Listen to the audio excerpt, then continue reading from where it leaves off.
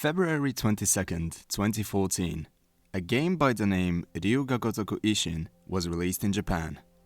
It was met with vast critical and commercial success, but amidst the positivity it radiated, it carried a single major flaw. The game in question was never localized for the West.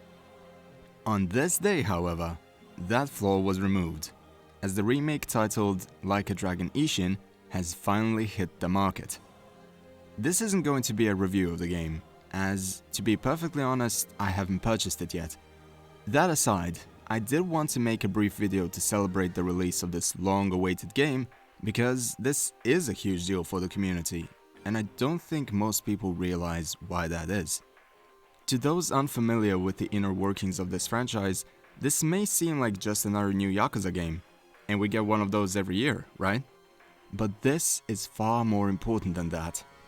The original Ishin was released at a time when the franchise's future in the West was hanging in the balance.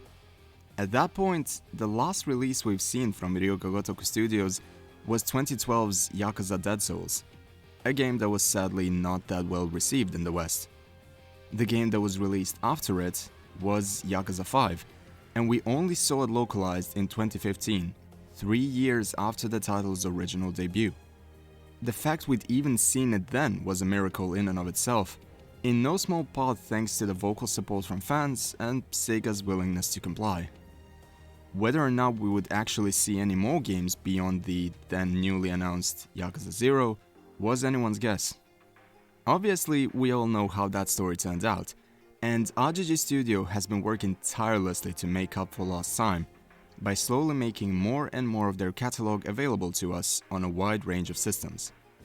And when it comes to what was left to localize, arguably the strongest sentiments radiated from fans of the original Ishin, because that game was a major celebration of the franchise.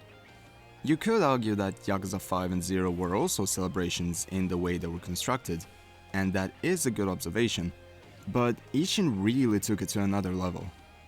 It featured an all-star cast from every game up to that point, and relished in the potential of another historic retelling, akin to Ryu Ga Gotoku Kenzan.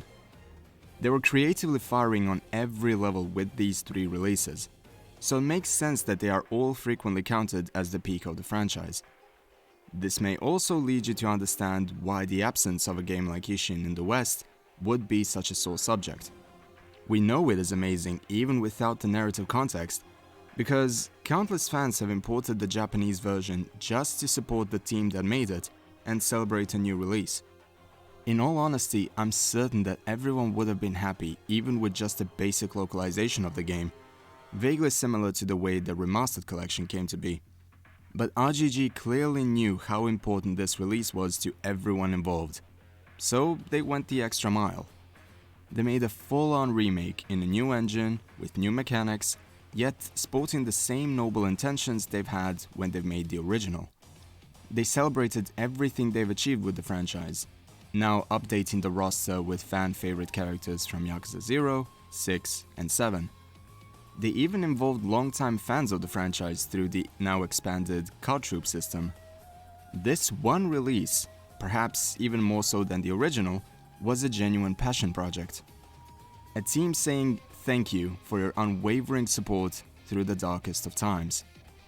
The fact that the remake was released in the West only one day before the original Ishin's 9-year anniversary, and even on the exact day of the anniversary for Japan, is a testament to that. Whether or not you can afford this game, whether or not you're a fan of Like a Dragon as a whole, I think everyone should celebrate this release. This is an instance of an entire company showing genuine care for its community, not just through this particular release, but also through their efforts of strengthening those bonds in countless other ways that are unraveling as we speak. This is a great day. So to everyone who is still here, please, raise a glass with your drink of choice and enjoy this moment that is before us. Thank you, RGG Studio. Thank you, SEGA. Here is to many more amazing memories. That's all I really wanted to say. So, until next time, take care of yourselves and have a great day. Cheers!